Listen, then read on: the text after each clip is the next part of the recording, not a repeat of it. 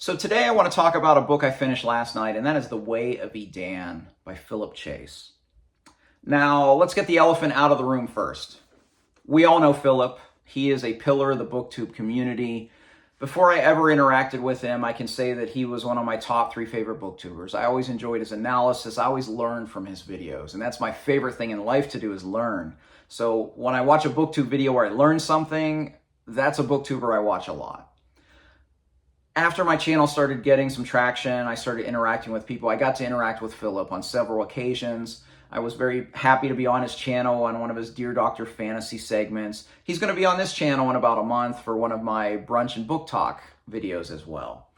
Well, I have to get that out of the way because I'm reviewing someone that I can say I've interacted with him enough to call him a friend.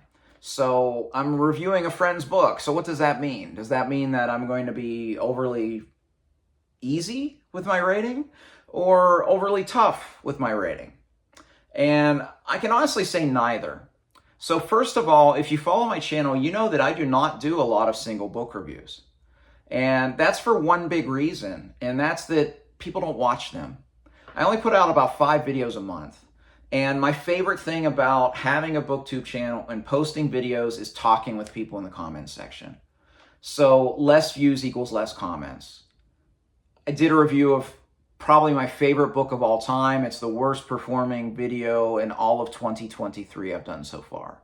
So this is not a video that I felt compelled to do. Additionally, so if a friend writes a book, I'm going to read it, period.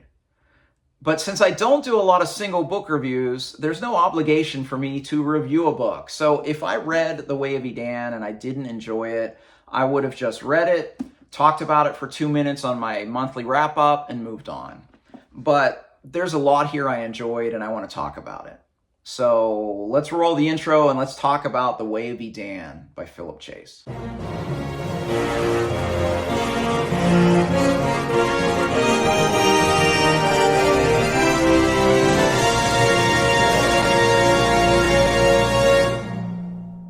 Before I get into it and talk about the structure, I have to say the quality of this is nice. It's really tactile. It's kind of soft, and that makes a difference.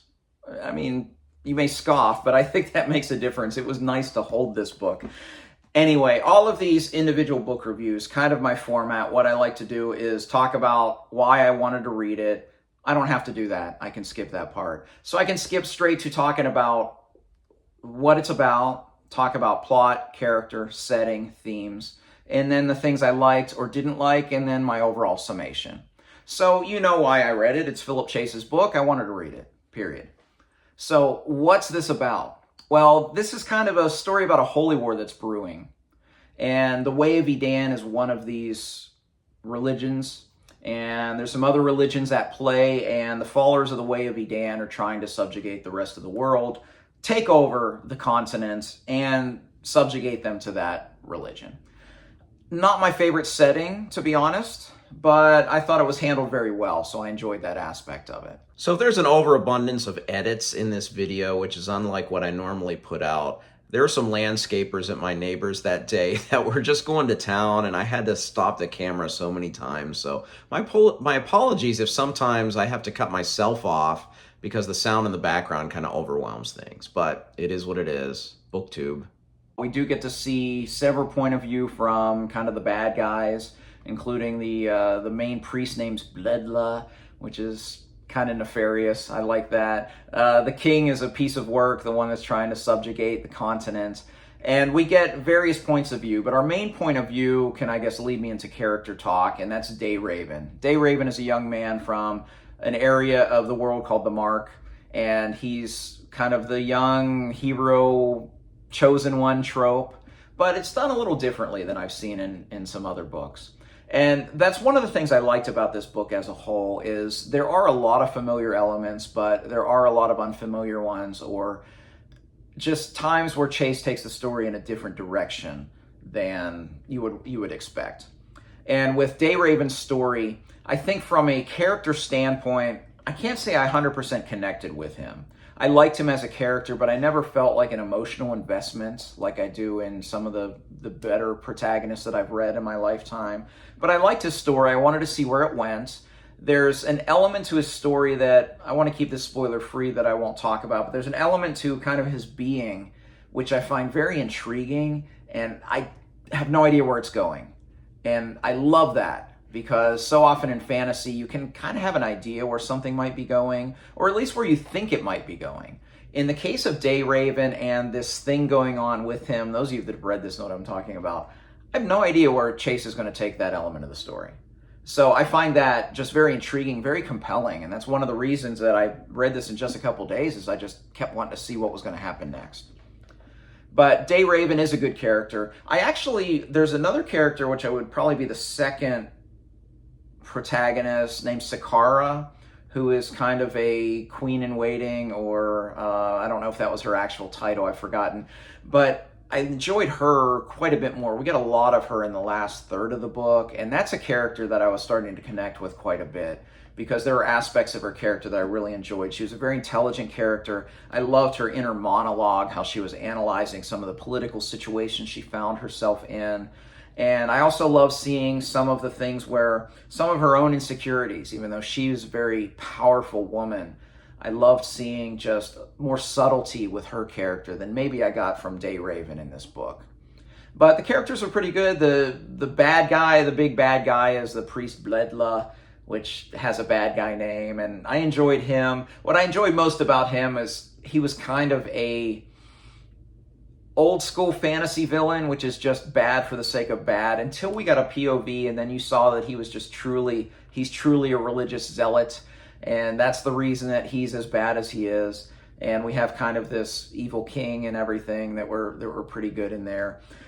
Characters were good. I wouldn't say that this was a character-driven story like a Robin Hobb or a Joe Abercrombie, but they were good enough that they're memorable, and I want to see where their journey takes them next. So on to world building and setting, and that's where I think Chase excelled tremendously in this book, and I think were the elements of the book that I enjoyed most. First of all, it's hard to explain this, but it felt like everything had the correct name. And I know that sounds weird, but I've read so many fantasy stories where I feel like the author just comes up with weird names and there's no background why something is named something, or names that are just so preposterous they kind of take you out of the story. I felt like the names of not just the characters, but the names of places and things felt very organic, and I guess that probably comes from Chase's background as someone who loves Tolkien, someone who is big on languages, Old Norse, Old English. I think that played into the story quite a bit, and because of that, I felt the world building was fantastic. I love the different cultures. I'm not someone who pictures things very well in my head. I'm not a very visual reader, but I was able to differentiate cultures pretty well, especially a couple at the very end of the book after I've lived with one kind of culture for a while. Enjoyed that part of it. The other part of the world building that I really enjoyed was the magic. I wouldn't say it's a hard magic system. It's more of a soft magic system, and it's called the gift. But the one aspect of it I liked is that the people that have this can kind of sense one another, and they can sense the strength of each other. And I found that very interesting, how someone could go in, they're like, oh, that person's stronger than me, or oh, those people are magic users, but they're not as strong as me. I found that very interesting and a very different wrinkle on the take of magic. So I enjoyed that aspect of it as well. So before I talk about theme, I just want to bring up his prose, because that's another aspect of this story that probably the thing that initially grabbed me is this feels so polished. I've read a lot of self-pub, not a lot compared to some. I've read a decent amount of self-pub in the last few years, and I've yet to read one that has this level of polish. Not just in the fact that there were no typos or formatting errors, but in the fact that the prose itself, the writing style, just felt so mature, and it did not feel like the first effort of an author. So there's different writing styles, and I enjoy different kind of sides of the coin. I think back to the Ursula K. Le Guin essay, which I think I found on Philip Chase's channel, From Elfland to Poughkeepsie.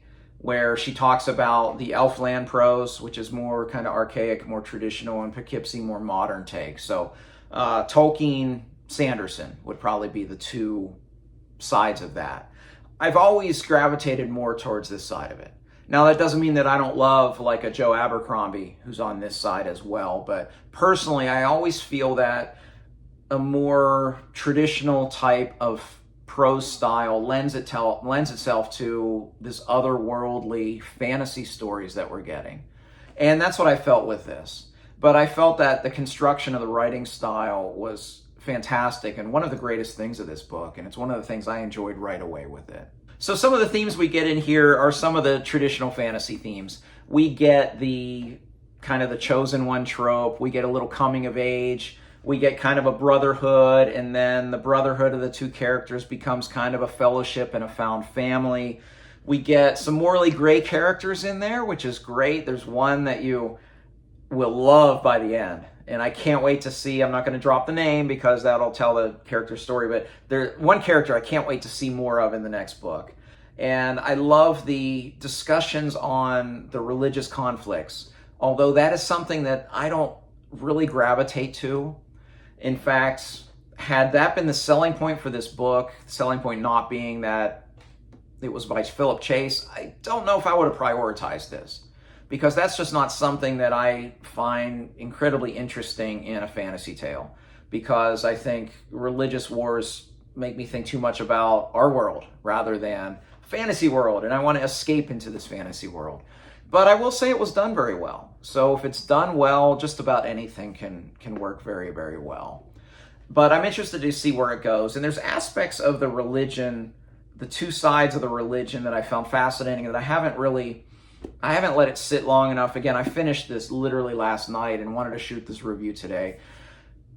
So I haven't had time to kind of digest a lot of the thoughts I have about this. So I may have some more later. So I guess check my monthly wrap up. I'll add anything that I forgot or come up with upon later reflection when I do that April wrap up. But I did like the thematic units of this because there was so much that was traditional, but done in a different way, or it took the story in a different place that I thought it might go. Okay, likes and dislikes. There are more likes than dislikes. The dislikes, there were a couple aspects of the plot that I felt rushed. I felt that two aspects of Dayraven's story kind of rushed. There was one earlier in the book that is kind of the catalyst that sets him off on this journey, and I felt it just happened really, really fast. So that, I didn't love that part of it. I wanted kind of more of his life in the mark at the beginning of the story rather than getting it along as fast as it did. And there's another portion of that journey where he literally takes a hard left turn from where they were going. I wouldn't go so far as to call it a plot convenience, but it did seem a little rushed and a little abrupt that his story's doing this, like, oh, no, now we're going to go ahead and do this. And I see why he had to do that, because he had to stage where this thing was going to end. So those were two aspects of the story that I didn't love. I mentioned that I didn't love the characterization. I really liked it. So I put that more on the like side than didn't like side. As a character first reader, I always want a Robin Hobb, Joe Abercrombie level of character, but those are the outliers, and I have to recognize that in reading books. As for my likes, I love the prose style. I love the world building. I love where the story, I think, is going. And I love the fact that my expectations were changed to various aspects of the story. And I love that one aspect of the story that I have no idea what's going on, that I don't know where that's going to go. So that in itself is enough for me to be really excited about the release of the second book. But I really enjoyed The Way of Edan. I think it's a very, very strong debut from a new author. I found it very polished. I found it very compelling as a narrative, and I'm very happy that I read it. And if you've read it, I'd love to talk with you in the comments section below. Thank you for checking out this individual book review. If you like this video, please like and subscribe. You can also find me on Twitter and Goodreads. I'd love to interact with you there. As always, thank you for watching. Until next time, goodbye.